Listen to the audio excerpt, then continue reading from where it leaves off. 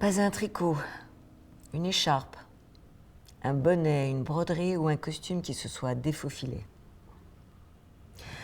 Le fil de ta vie, tu l'avais construit autour d'une seule et même passion, celle qui te voyait jongler entre aiguilles, dés à coudre, bobines et épingles.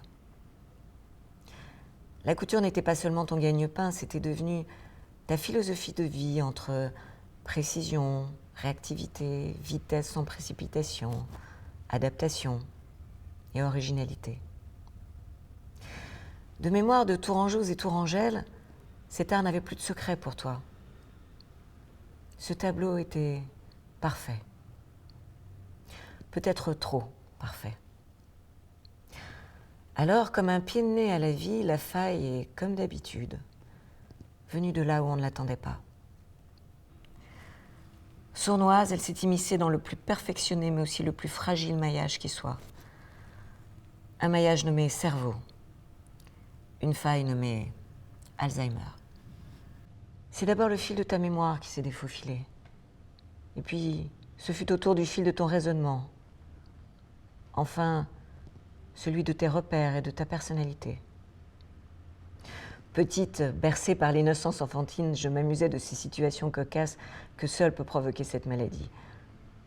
J'en veux pour preuve tes bonjours répétés de façon presque théâtrale. Ma vision d'adulte est aujourd'hui plus dramatique, beaucoup moins marrante. Je hais cette maladie.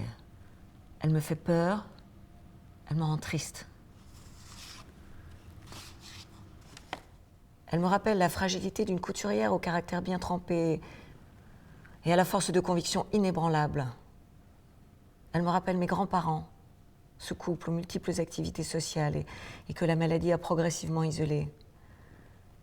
Elle me rappelle mon grand-père, ton mari, qui avait fait de l'accompagnement de sa chère et tendre épouse malade sa mission quotidienne, son plus grand combat, son plus beau combat. Qu'à cela ne tienne, le costume d'aidant étant parfois trop grand, trop lourd pour lui, alors papa, maman, Julie et moi l'aidions parfois à l'ajuster. Autant que faire se peut, autant qu'il le veuille bien. Tu étais malade, nous nous sentions tous concernés. Presque tous. Je n'ai peut-être pas hérité de tes talents de couturière, mais tes valeurs humaines de solidarité, d'abnégation, d'honnêteté, ta force de conviction continuent quant à elles d'animer notre famille de génération en génération. Et c'est bien là l'essentiel.